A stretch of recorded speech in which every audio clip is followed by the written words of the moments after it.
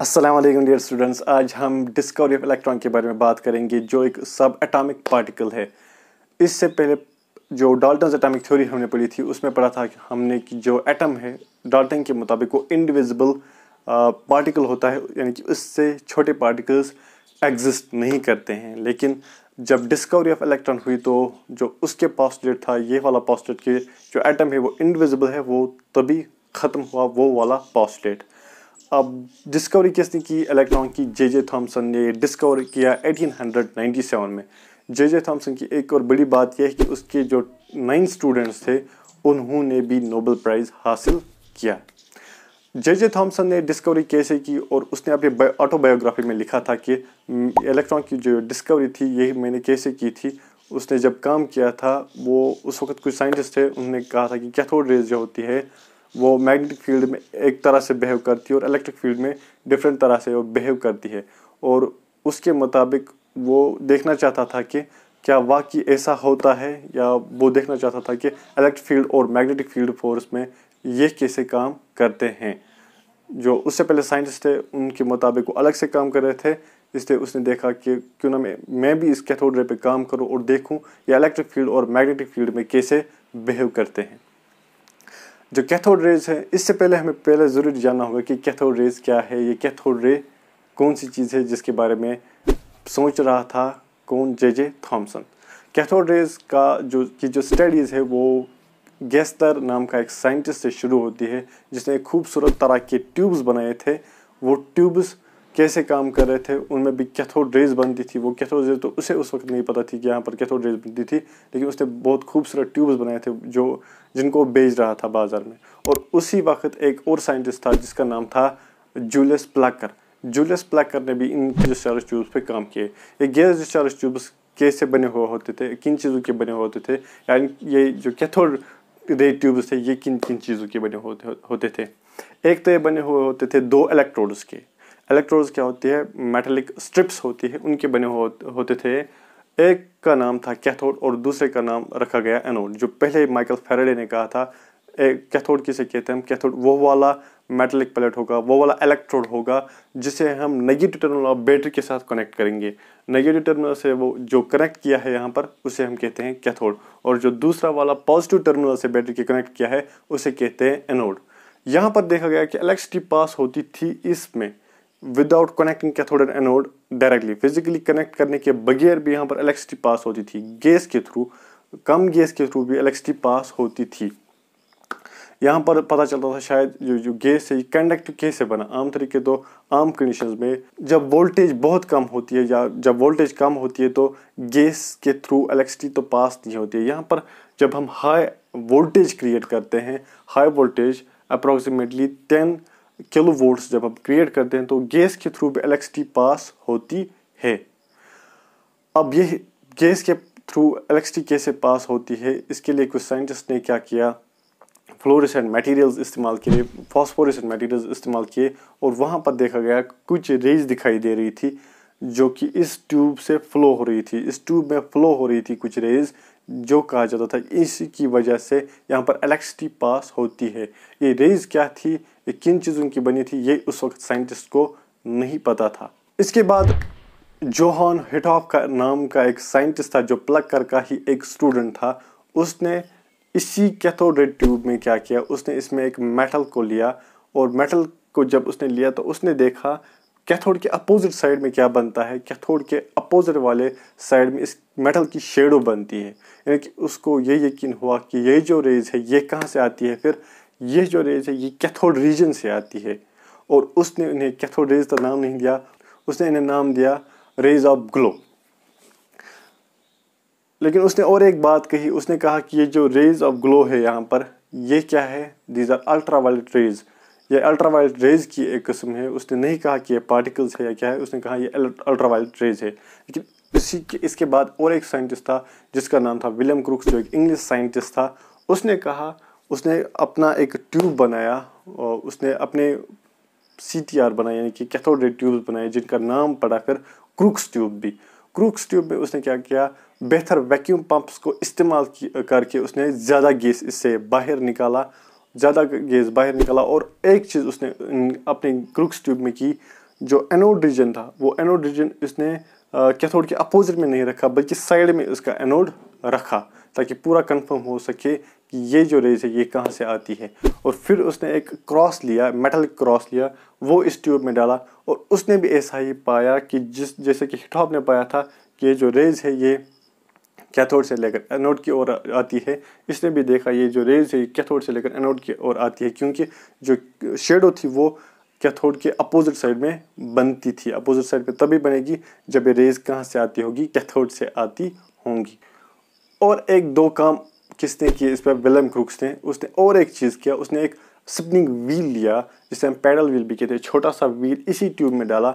और इस ट्यूब में उसने देखा जब हम इसमें व्हील डालते हैं तो ये व्हील जो है ये मूवमेंट करता है। और मूवमेंट कहाँ से कहाँ की ओर करता है, from cathode region to anode region ये मूवमेंट करता है। यानी कि जो ये रेज है इनमें कुछ चीज़ें हैं वो मोमेंटम कैरी करते हैं, वो फोर्स कैरी करते हैं, जिसकी वजह से व्हील जो है स्पिन हो रहा है। वरना ये खुद तो स्पिन नहीं होगा जब तक ना ये रेज एक मोमेंटम साथ में लेती होंगी। और उसने और एक चीज़ की, मैग्नेट इसके नज़दीक लाई तो ये जो कैथोड रेज थी ये डिफ्लेक्शन दिखा रही थी, ये बेंड हो रही थी इन प्रेजेंस ऑफ मैग्नेट। तो उसने कहा, विलियम क्रूक्स ने कहा कि ये जो रेज है ये अल्ट्रावायलेट रेज तो नहीं है, ना ये कोई और इलेक्ट्रोमैग्नेटिक वेव्स है, क्योंकि मैग्नेट में तभी बेंड होगी जब ये कौन सी वेव्स होगी, जब ये क्या चीज़ें होंगी, जब पार्टिकल्स होंगे, जब ये नेगेटिवली चार्जड कुछ पार्टिकल्स होंगे, तभी ये बेंड दिखाएंगे, तभी ये डिफ्लेक्शन दिखाएंगे मैग्नेटिक फील्ड में। और इसके बाद और एक साइंटिस्ट था जिसका नाम था हेनरिक हर्ट्ज, जर्मन साइंटिस्ट था। उसने सोचा जो हिटहॉप ने कहा था कि जो ये कैथोड रेज है ये अल्ट्रावायलेट रेज है या इलेक्ट्रोमैग्नेटिक वेव्स है, उसने भी कहा, हर्ट्ज ने भी कहा कि ये इलेक्ट्रोमैग्नेटिक वेव्स ही हो सकती है, ये पार्टिकल्स नहीं होंगे। उसने दो चीज़ें की, एक तो उसने इलेक्ट्रिक फील्ड का इस्तेमाल किया, पॉजिटिव और नेगेटिव प्लेट लिया। उसने देखा कोई डिफ्लेक्शन, उसके एक्सपेरिमेंट में कोई भी डिफ्लेक्शन नहीं आ रही थी, ना ये पॉजिटिव प्लेट की ओर जा रहा था ये रेज, ना नेगेटिव प्लेट की ओर ये रेज जा रही थी। तो उसने कहा ये तो पार्टिकल्स नहीं हो सकते, ये तो नेगेटिवली चार्ज नहीं हो सकते, क्योंकि ये तो डिफ्लेक्शन दिखाते फिर इलेक्ट्रिक फील्ड में। और उसने और एक चीज़ की, लाइट मेटल्स के थिन शीट्स लिए, लाइट मेटल के थिन शीट लेकर उसने देखा कि ये जो रेज थी ये इसमें भी पास हो रही थी। और इसमें पास होकर उसने देखा दूसरे साइड में जो इसने मेटल लिए उसके दूसरी तरफ भी ग्लो दिखाई दे रहा था, फॉस्फोरेसेंस दिखाई दे रही थी। उसने कहा अगर ये पार्टिकल्स होते तो ऐसा मुमकिन ही नहीं था कि ये इस मेटल्स के बीच में जाते। तो उसने कहा ये इलेक्ट्रोमैग्नेटिक वेव्स है, ना कि पार्टिकल्स। इसीलिए जे थॉमसन जो था वो कन्फ्यूजन में था, इन दो के कन्फ्यूजन में, क्या ये पार्टिकल्स है या इलेक्ट्रोमैग्नेटिक वेव्स है। अगर ये पार्टिकल्स है, जैसे कि विलियम क्रूक्स ने कहा था ये पार्टिकल्स है, तो हर्ट्ज को यहाँ पर क्या दिखाई देना चाहिए था, उसको जब उसने इलेक्ट्रिक फील्ड्स का इस्तेमाल किया था, पॉजिटिव और नेगेटिव फील्ड का इस्तेमाल किया था, तो ये डिफ्लेक्शन दिखाने चाहिए थे। इसलिए जे थॉमसन ने एक काम की, उसने खुद का सेटअप तैयार किया, खुद के ट्यूब्स बनाए, वैक्यूम और बेहतर बन गया था, उसको वैक्यूम पंप्स का इस्तेमाल करके और ज़्यादा गैसेस से बाहर निकाला और कैथोड और एनोड को नज़दीक ही रख लिया। कैथोड और एनोड को नज़दीक रख के उसने क्या किया, जो एनोड पोर्शन था, एनोड वाला स्ट्रिप था, इलेक्ट्रोड था, उसमें होल रख दिया ताकि उसमें कैथोड रेज पास हो जाए। जब कैथोड रेज पास हो जाए तो उसने मैग्नेटिक फील्ड का पहले इस्तेमाल किया, तो देखा डिफ्लेक्शन तो दिखाई दे रही थी, जैसे कि क्रूक्स ने देखा था डिफ्लेक्शन दिखाई देगी।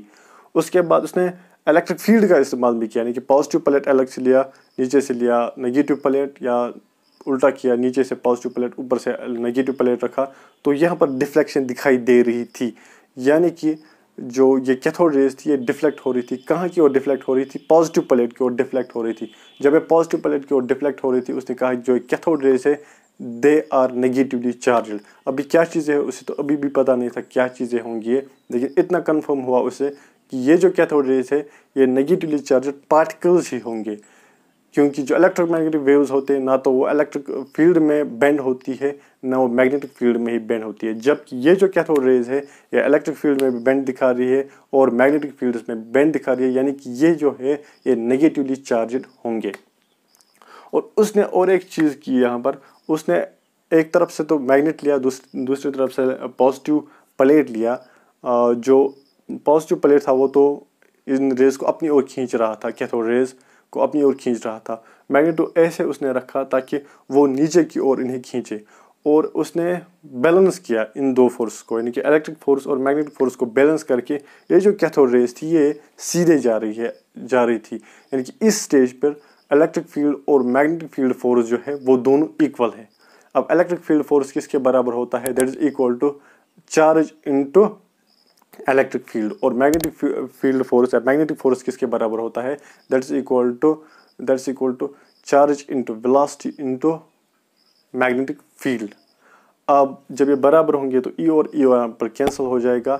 इसके ज़रिए, इस फार्मूला के ज़रिए इसने फिर वेलोसिटी कैलकुलेट की, इन कैथोड रेज की वेलोसिटी कैलकुलेट की, और इसके बाद इसने मैग्नेट को रिमूव ही कर दिया, सिर्फ रखा प्लेट्स को, पॉजिटिव प्लेट और नेगेटिव प्लेट को रखा, और डिफ्लेक्शंस यहाँ पर चेक की और कैलकुलेशंस की, यहाँ पर देखता रहा कितनी डिफ्लेक्शन होती है, किस वाले इलेक्ट्रिक फील्ड में कितनी डिफ्लेक्शंस होती है, और इसके ज़रिए उसने फिर इनकी डिस्टेंस कैलकुलेट की, टाइम कैलकुलेट किया, और इनकी जो एक्सेलरेशन है वो कैलकुलेट की।